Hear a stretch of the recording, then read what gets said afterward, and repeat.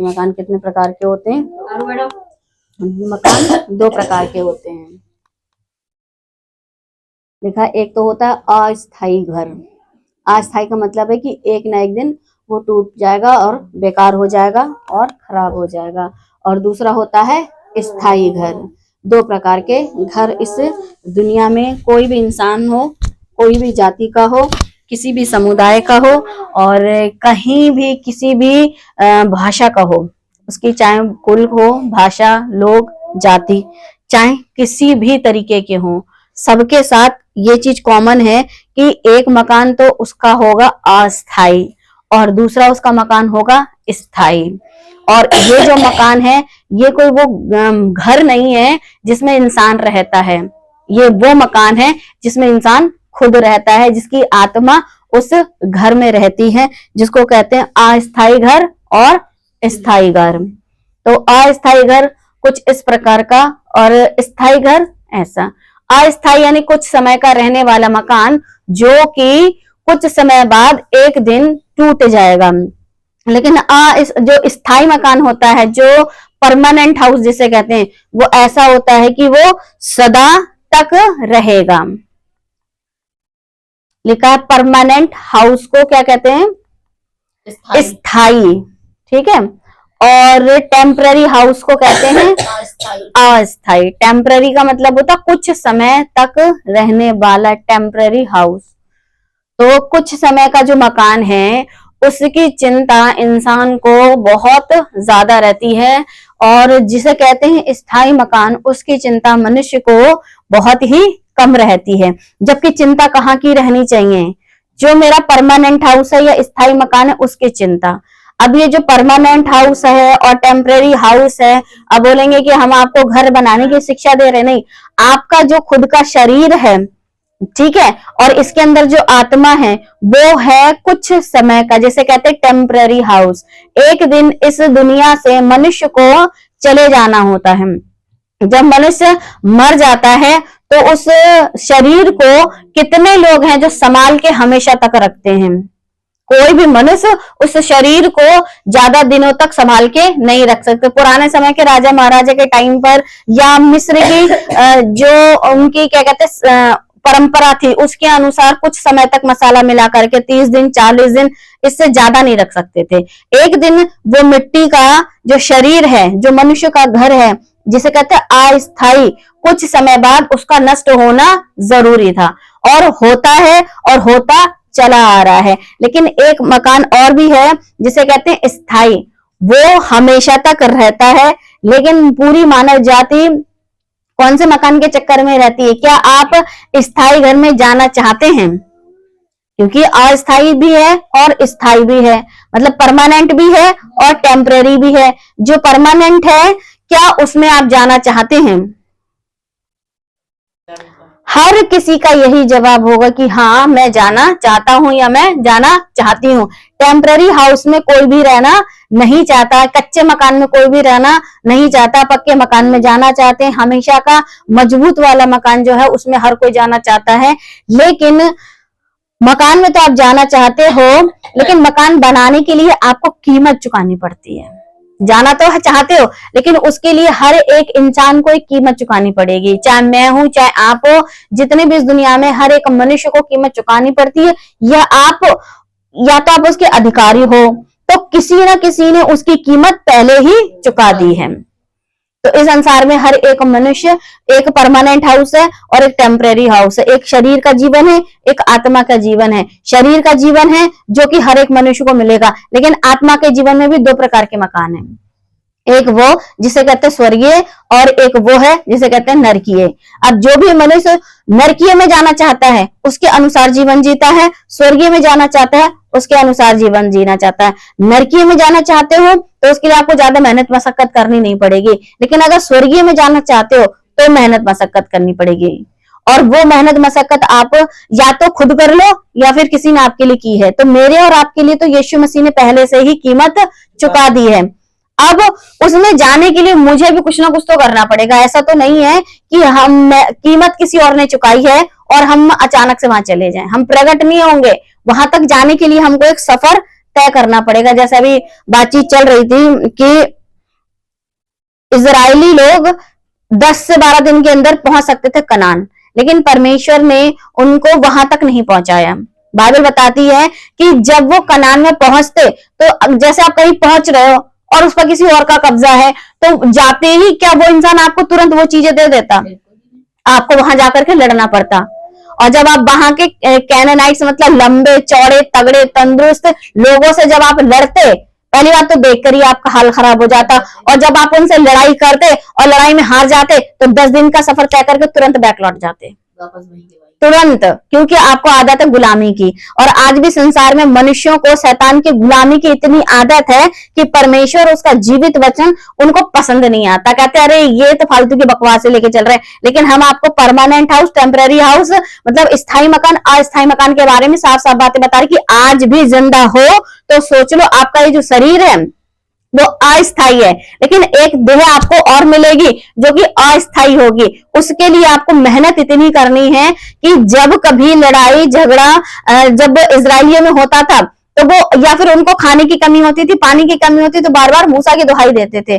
कभी उन्होंने परमेश्वर की दुहाई नहीं दी कि प्रभु कोई नहीं, जिस कंडीशन में हूं इस कंडीशन से आज नहीं कल तो निकल जाएंगे। कभी प्रभु को धन्यवाद तो नहीं दिया, लेकिन कुड़कुड़ाते रहे। और आज भी ईसाई लोग ऐसे हैं कि अगर उनकी प्रार्थनाएं नहीं सुनी जाती हैं तो कह देते आई हेट जीसस, मुझे जीसस से पसंद नहीं है क्योंकि वो मेरी प्रार्थना को सुनते नहीं है। अस्थायी मकान में रहने के लिए हर एक मनुष्य को क्या कहते हैं, कहीं ना कहीं सैक्रिफाइस करने पड़ते हैं। देखो जिस संसार में आप रह रहे हो, अगर आप इस संसार में आपका जहां मकान है, जहां घर है, जहां बीवी है, जहां बच्चे हैं, जहां नौकरी, उसके बाद भी कभी कभी ऐसा होता है कि इंसान जहां रहता है वहां से उसको नौकरी के लिए कहीं दूसरी जगह जाना पड़ता है। जहां दूसरी जगह जाता है, क्या वो घर का सारा सामान उस दूसरी जगह ले जाता है?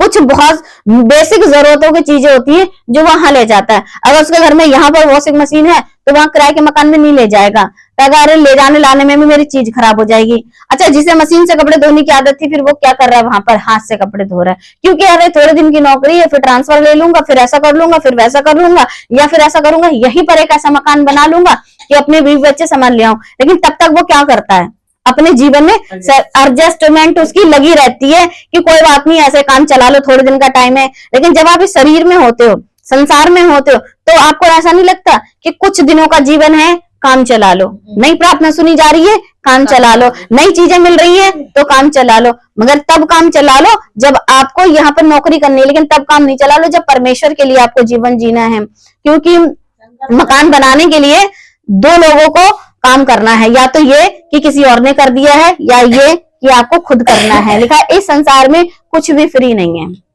इस संसार में मनुष्य को हर एक चीज की कीमत चुकानी पड़ती है। लिखा है अस्थायी घर, लिखा है कि जो है कुछ दिन आप रह सकते हो, लेकिन जो स्थायी मकान है उसमें आप हमेशा तक रह सकते हो। और जहां आपको हमेशा तक रहना है तो उसके लिए भी तो आपको इस संसार में कहीं ना कहीं कुछ ना कुछ कीमत तो चुकानी पड़ेगी। लिखा है अगर कोई आपको आपके घर जाने ना दे तो वो आपका दोस्त है या दुश्मन। आप लोगों से पूछा जाए कि अगर कोई आपको परमानेंट हाउस में जाने ना दे, आपके ठीक है टेम्पररी हाउस में ही आपको रखे, तो क्या वो आपका दोस्त है या आपका दुश्मन है? ठीक है, तो इस संसार में जितने लोग यीशु मसीह का सही ढंग से प्रचार नहीं कर रहे हैं और आपका उद्धार खो रहे हैं और आपको परमेश्वर के राज्य में जाने नहीं दे रहे हैं, वो जितने भी पास्टर हैं वो आपके दुश्मन हैं, क्योंकि वो नहीं चाहते कि आप स्वर्ग में जाओ। और ऐसी ही प्रवृत्ति का एक मनुष्य था जिसका पिक्चर आपको दिखाई दे रही होगी और जिससे आपको कुछ समझ में ऐसा आ रहा होगा। लिखा है राजा फिरौन इजरायलियों को अपने घर जाने नहीं दे रहा था। क्या वो उनका दुश्मन था? राजा फिरौन क्या वो उनका दुश्मन था? बिल्कुल उनका दुश्मन था। और पता क्या कहता है, लिखा है निर्गमन 5:1। इसके पश्चात मूसा और हारून ने जाकर फिरौन से कहा, इजराइल का परमेश्वर यहोवा यह कहता है, मेरी प्रजा के लोगों को जाने दे कि वे जंगल में मेरे लिए पर्व करें। फिरौन ने कहा, यहोवा कौन है, मैं उसका वचन मानकर इजराइलियों को जाने दूं? मैं यहोवा को नहीं जानता और मैं इजराइलियों को नहीं जाने दूंगा। इजराइलियों को परमेश्वर के लिए पर्व मनाना है, उनको गुलामी से आजाद होना है और फिरौन उनको आजाद होने नहीं दे रहा था। और जो भी मनुष्य आपको अस्थायी मकान में ही रोके रहता है, स्थायी मकान में जाने के लिए आपको प्रेरित नहीं करता है, उसके लिए आपको काम करने नहीं देता है, तो ध्यान रखिए वो आपका बैरी है, आपका दुश्मन है। फिर चाहे वो कोई पास्टर हो, क्योंकि अगर वो सही शिक्षा नहीं दे रहा तो वो आपका बैरी है। जो ये कहता है कि अरे शरीर और शरीर की जो अभिलाषाएं हैं, इच्छाएं हैं और जो बातें, उन्हीं में आपको फंसा कर रखता है, तो वो आपका दुश्मन है। और दुश्मन कभी भी किसी का भला नहीं चाहता। आपका भला हो ऐसा कोई भी दुश्मन नहीं चाहता। देखो, घर के, परिवार के, रिश्तेदार, चाहे कोई क्यों ना हो, अगर वो आपको आपके परमानेंट हाउस जाने से रोक रहे हैं तो वो आपके दुश्मन है। आपकी बेटी हो सकती है, आपका बेटा हो सकता है, आपकी बहू हो सकती है, आपके बच्चे हो सकते हैं, और सारी चीजें छोड़ो, आपकी खुद की देह भी हो सकती है, क्योंकि आप अपनी देह पर भी तो लगाम लगाओगे जब आपको परमेश्वर के राज्य में जाना है। इजरायलियों को अपनी देह पे लगाम लगाना नहीं आया। जब उनको खाना नहीं मिला तो बड़बड़ाए, पानी नहीं मिला तो बड़बड़ाए। इसका मतलब ये नहीं था कि हमेशा तक नहीं मिला, बीच बीच में परमेश्वर चेक कर रहे थे कि कब तक इनके अंदर सब्र रहेगा। हर एक मनुष्य के अंदर सब्र का होना जरूरी है, और सब्र ऐसी चीज है जिसको आप अपने जीवन में अगर रख लो तो आपके लिए जिंदगी आसान हो जाएगी। और अगर आपके जीवन में सब्र नहीं है तो आपकी जिंदगी आसान नहीं है। इंसान को ना इंस्टेंट चाहिए, जल्दी से मिल जाए, जल्दी से मिल जाए। बीमारियां हो तो जल्दी से चली जाए, तकलीफें हो तो जल्दी से चली जाए, और जीवन में समस्याएं हो तो जल्दी से चली जाए, लेकिन कुछ भी जल्दी से नहीं जाता।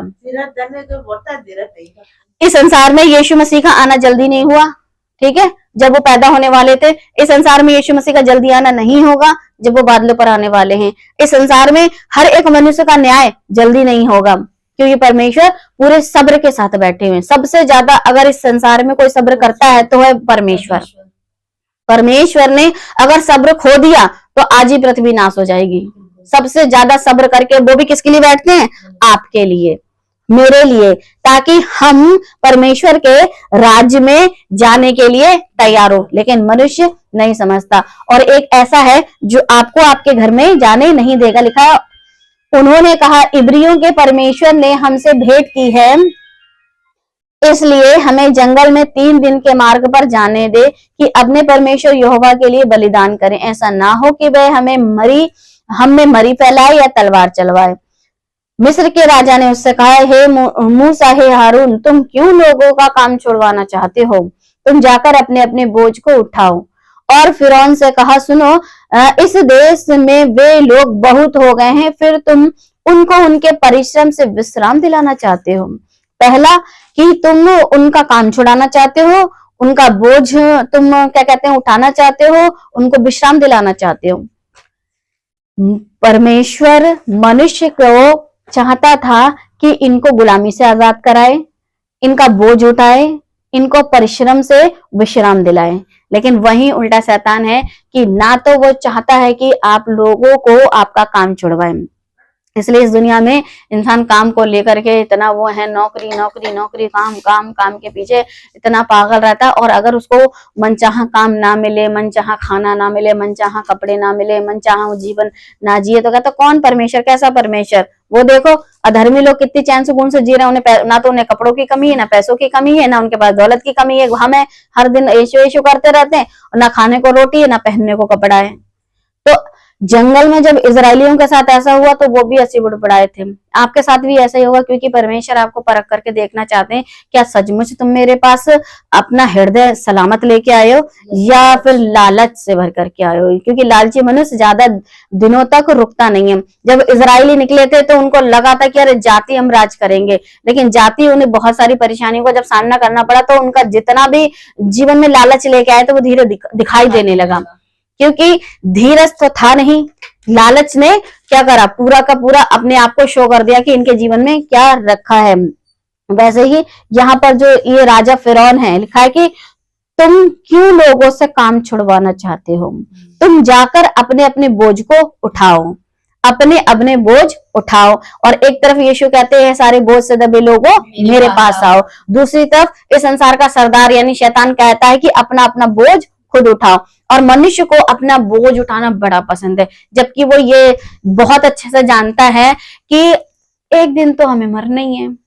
डेरा तो हमारा एक दिन चला ही जाएगा। जब कोई मर जाता है ना तो लोग ऐसे आंसू बहा के रोते हैं, ये नहीं सोचते कि ये तो मर गया, मेरे भी तो मरने की बारी आएगी, और जब जिस दिन मैं मर जाऊंगा तो मुझे भी तो कहीं ना कहीं जाना है। अच्छा, जब तक मनुष्य जिंदा है तब तक परमेश्वर से भागता है, ठीक है, और जैसे ही मर जाता है उसी के दरबार में पहुंच जाता है।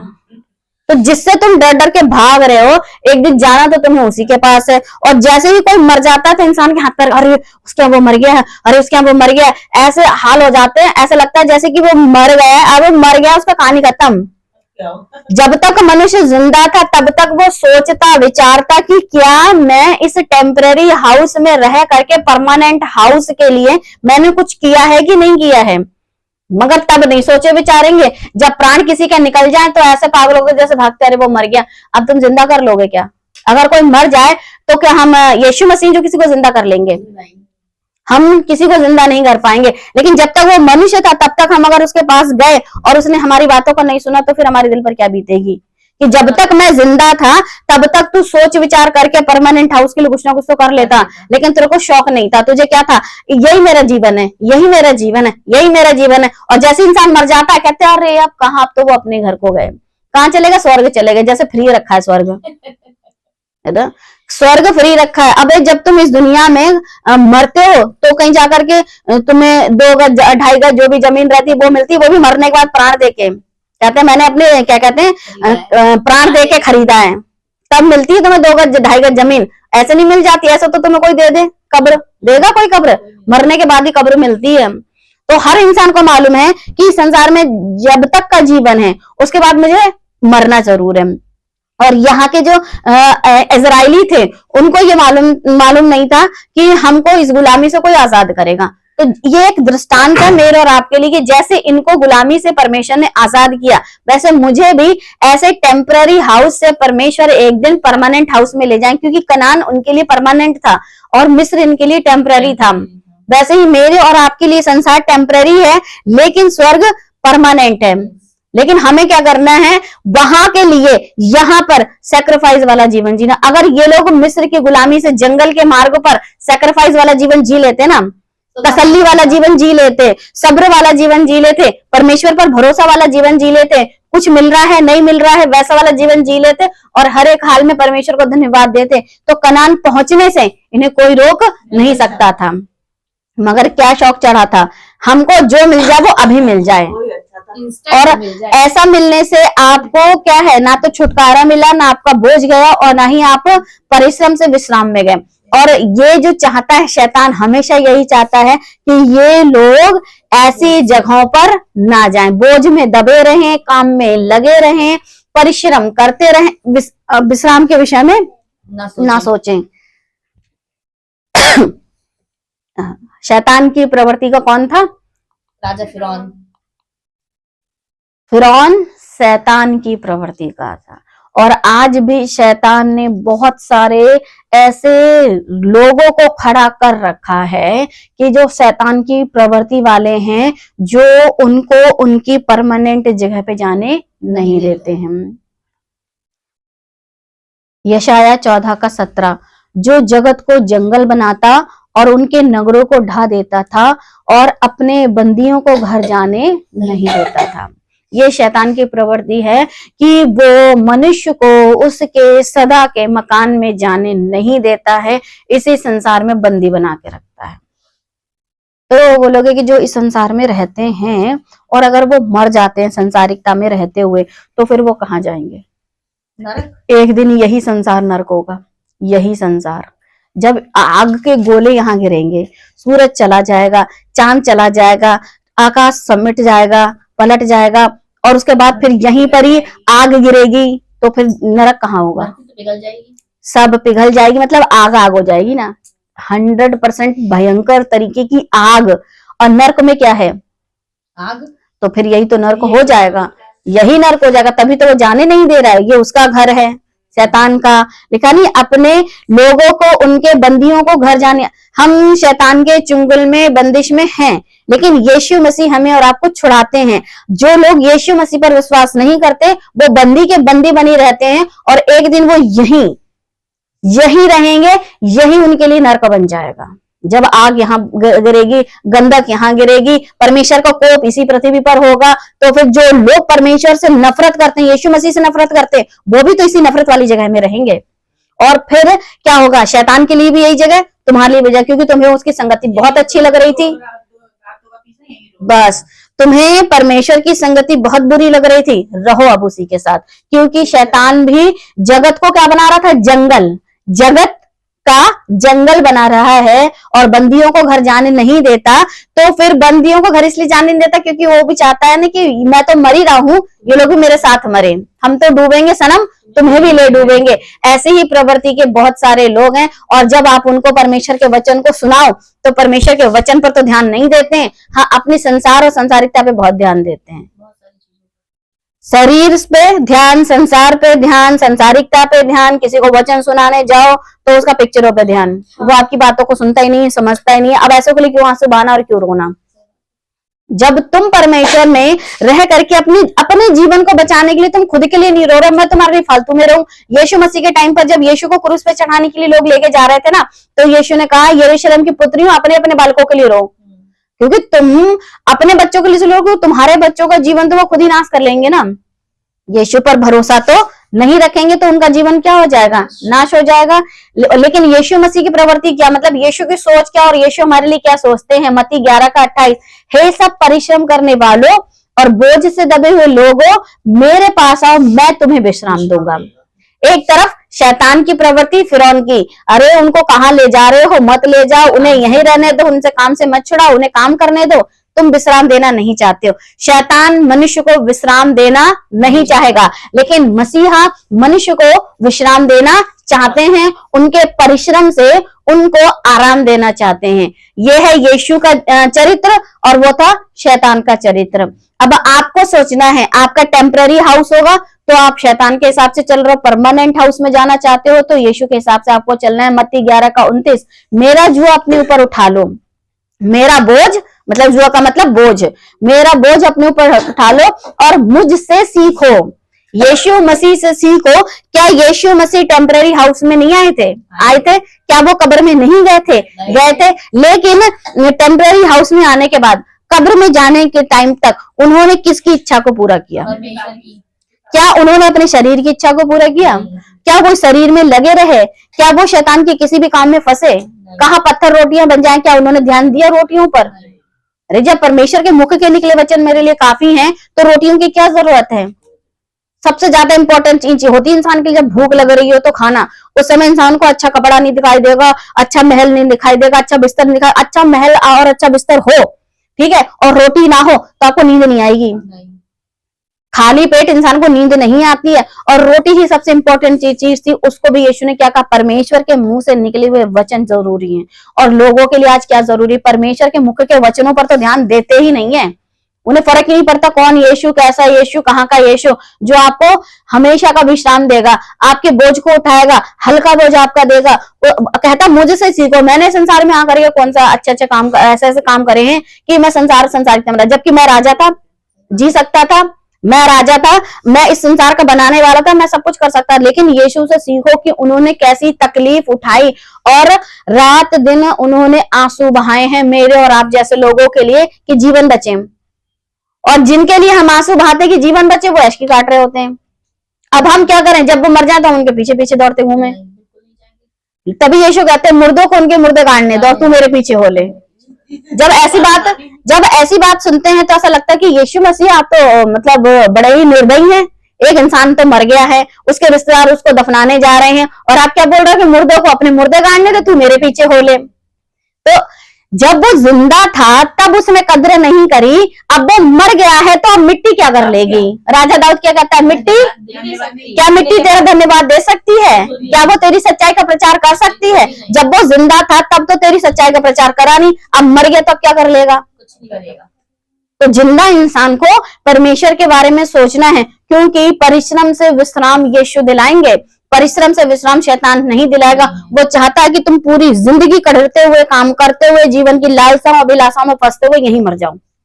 यीशु मसीह के विषय में मत सोचो। और जो यीशु मसीह के विषय में फिर नहीं सोचेगा संसार में जीवन में रहते हुए, तो क्या यीशु मसीह उसके विषय में सोच पाएंगे?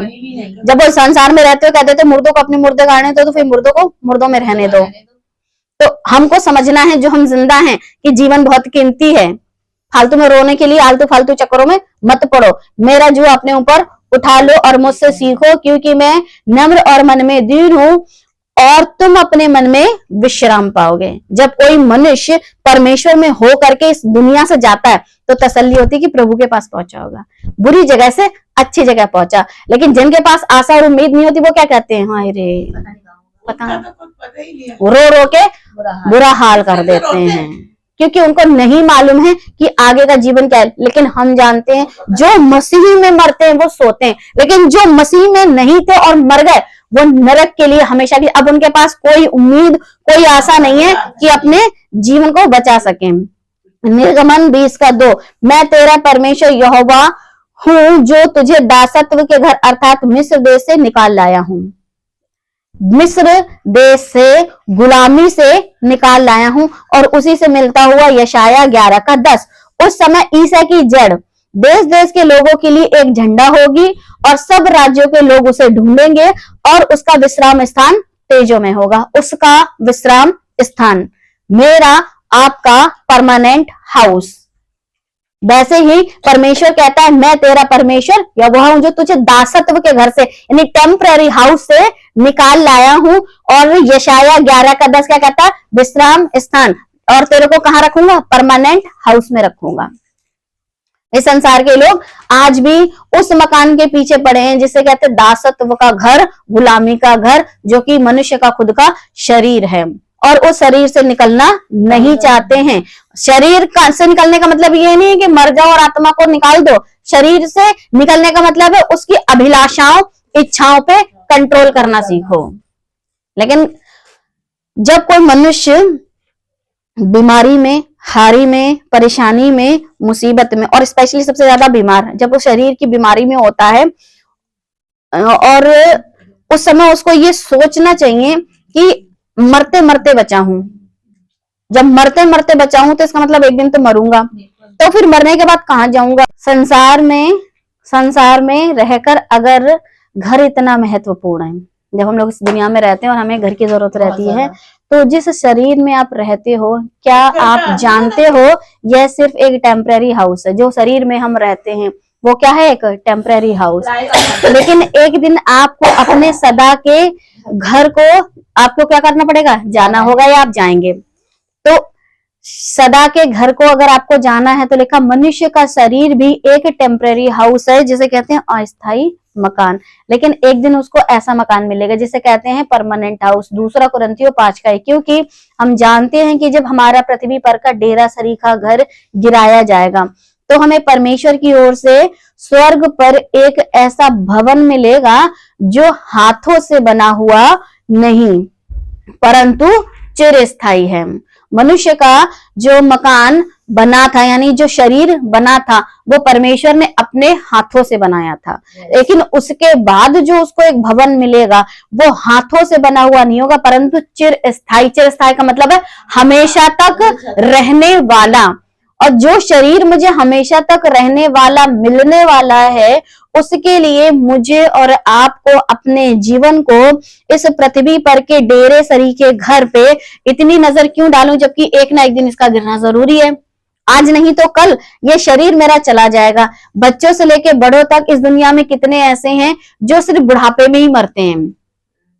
बुढ़ापे में ही सब मरे, ऐसा कोई वो नहीं है कि बुढ़ापे मरेंगे। ऐसा नहीं है कि लोग जवानी में मरेंगे, ऐसा नहीं, लोग बचपन में। कुछ तो माँ के पेट में ही मर जाते हैं, 2 महीने 3 महीने, कोई कुछ पैदा होते ही मर जाते हैं, कुछ साल 2 साल के, कोई 10 साल, कोई 5 साल, मतलब कोई उम्र नहीं है मरने की।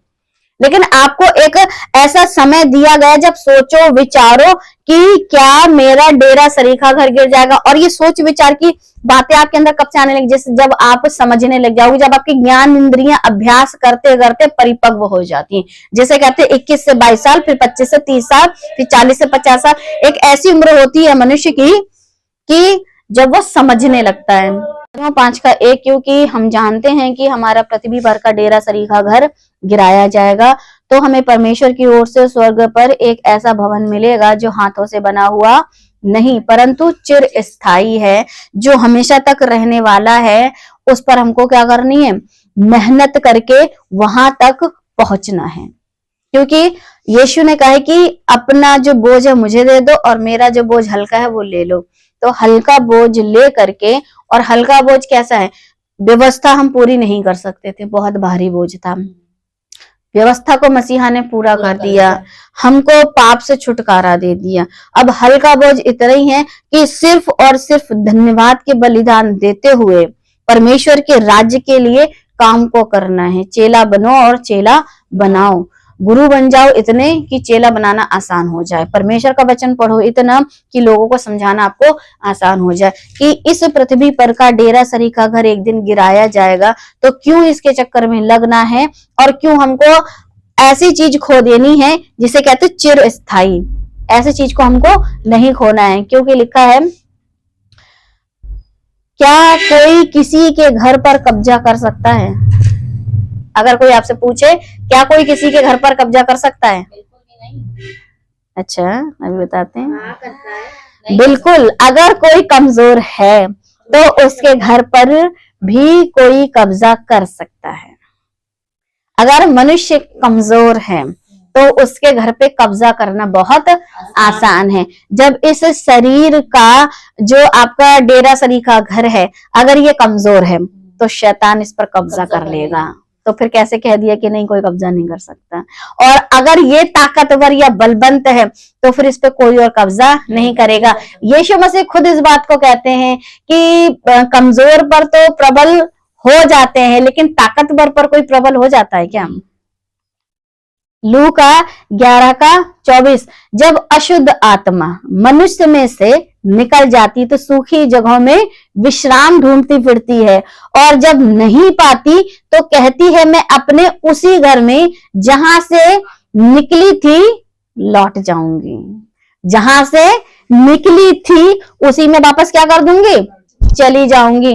क्योंकि जब वो उसमें से निकल जाती है और उसके बाद जब वो बाहर जाती है और बाहर कोई उसको अच्छी जगह नहीं मिलती है तो फिर उसी जगह को वापस लौट जाती है। तो ये जो शरीर था जिसे कहते हैं टेम्पररी हाउस, इस पर किसी का कब्जा हो गया है ना, और जिसका कब्जा हुआ है वो है अशुद्ध आत्मा। और अशुद्ध आत्मा मनुष्य में से निकल तो जाती है, लोग यीशु मसीह को अपना तो लेते हैं, लेकिन अपनाने के बाद वो क्या होता है?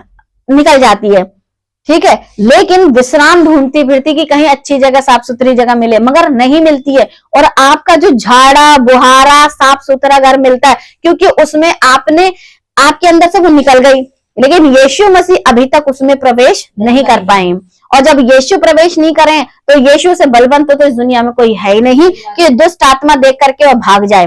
यीशु के सामने आते ही दुष्ट आत्मा कहती थी मैं तुझे पहचानती हूँ, मैं तुझे जानती हूँ। वो तो छोड़ो, यीशु मसीह के जो चेले थे जब वो निकल के जाते थे किसी दुष्ट आत्मा ग्रस्त व्यक्ति से, तो वो कह देते थे कि हम तुमको जानते हैं कि तुम कौन हो, तुम यीशु के हो। तो अब जब जिस जीवन में फिर यीशु मसीह नहीं होता तो फिर क्या होता है?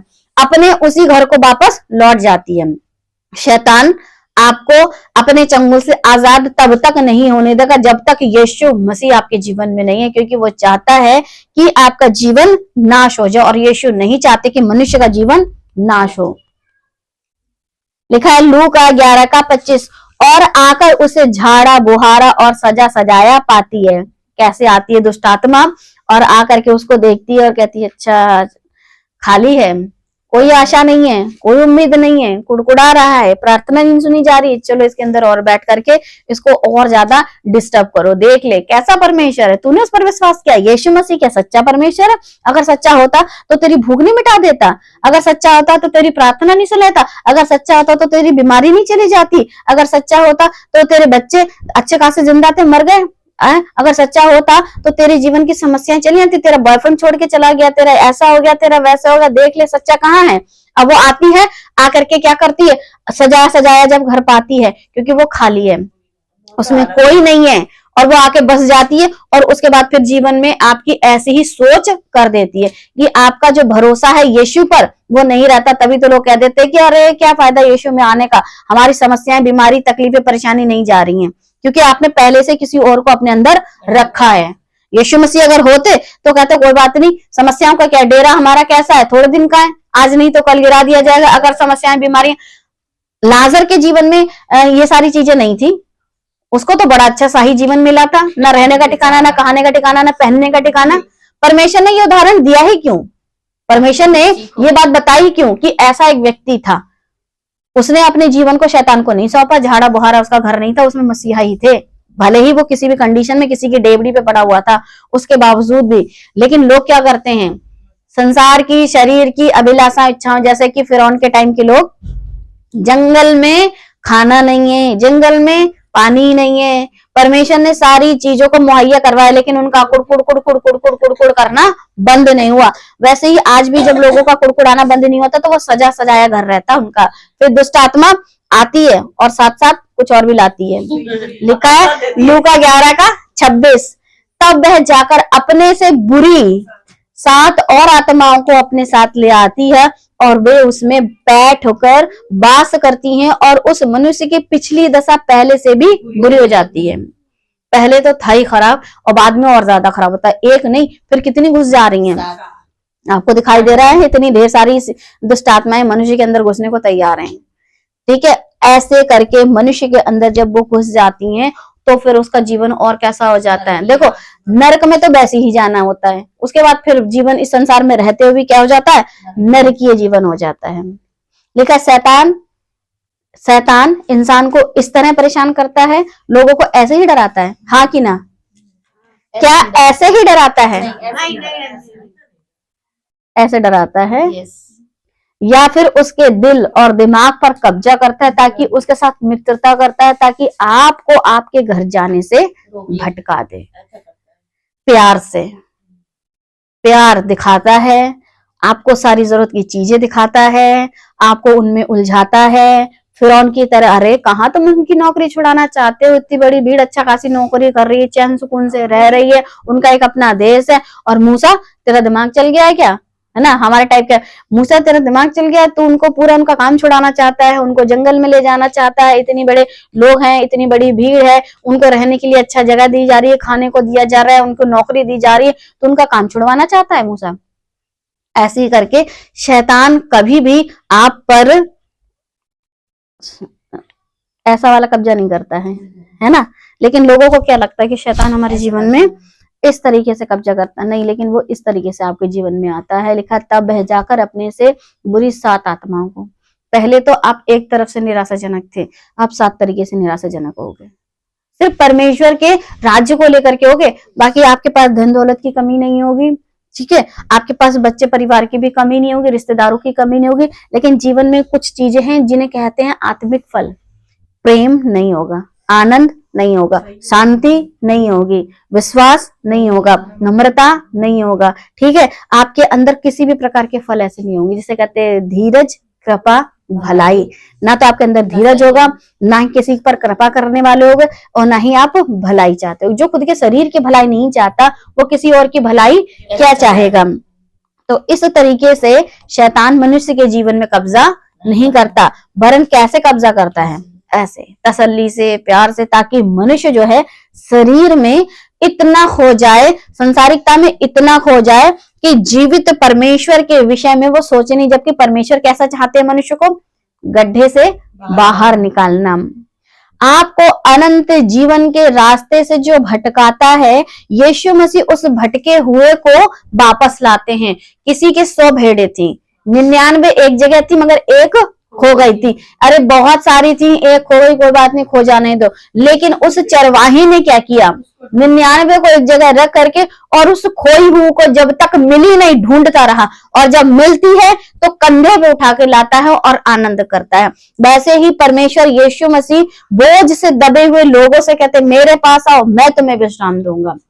लेकिन ये संसार के जो मनुष्य हैं उनको बोझ इतना पसंद है कि यीशु मसीह के पास आना ही नहीं चाहते हैं और अपना जीवन संसार और शैतान, जबकि यीशु मसीह क्या देना चाहते हैं, अनंत जीवन। एक तरफ अनंत मृत्यु है और दूसरी तरफ अनंत जीवन है। एक तरफ आपके पास चिर स्थायी घर है और एक आपके पास डेरा सरीखा घर है जो कि गिरा जाएगा, जिसे कहते हैं टेम्पररी हाउस और एक है परमानेंट हाउस। तो कौन से हाउस को आप सही से बचाना चाहोगे? जब आप परमानेंट हाउस की तरफ ध्यान दोगे ना, तो आपका टेम्पररी हाउस भी परमेश्वर जब तक इस संसार में हो उसको इतनी दिक्कत परेशानियां नहीं देंगे। मतलब दिक्कत परेशानी परमेश्वर नहीं देंगे, इंसान का खाना पीना तो परेशानी देता है। देखो आज अगर मैं बहुत ज्यादा ऐसी चीजें खा लूं जिससे मेरे को शरीर में वीकनेस आ रही है, जलन हो रही है, दर्द हो रहा है, पेट में दिक्कत हो सकती है, तो क्या करना पड़ता है उसके लिए इंसान को? नॉर्मल शुगर की बीमारी वाला क्या मीठा ज्यादा खाता है? ठीक है। जिसको हाई बीपी रहता है वो नमक ज्यादा खाता है। तो इंसान क्या करता है? अपने खाने पीने पे क्या करता है? कंट्रोल करता है।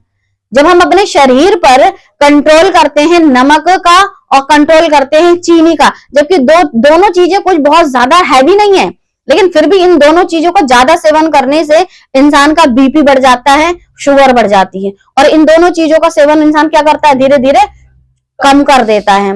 उतना लेता है जितना, अगर लो हो जाए तो भी दिक्कत है, तो उतना तो नमक भी लेगा, लो हो जाए शुगर तो उतना तो चीनी भी लेगा। लेकिन सोच का है, इस शरीर में खाने के लिए क्या खाना है क्या नहीं खाना है सोचता है। तो जब आत्मा में हमें जीवन जीना है और हमें अनंत काल का जीवन पाना है, तो हमें जो परमानेंट हाउस दिया जाएगा उसके लिए हमको क्या करना है? सोचना है कि यीशु मसीह हमें अनंत काल का जीवन देंगे, अन्यथा हमको कोई और जीवन नहीं दे सकता है।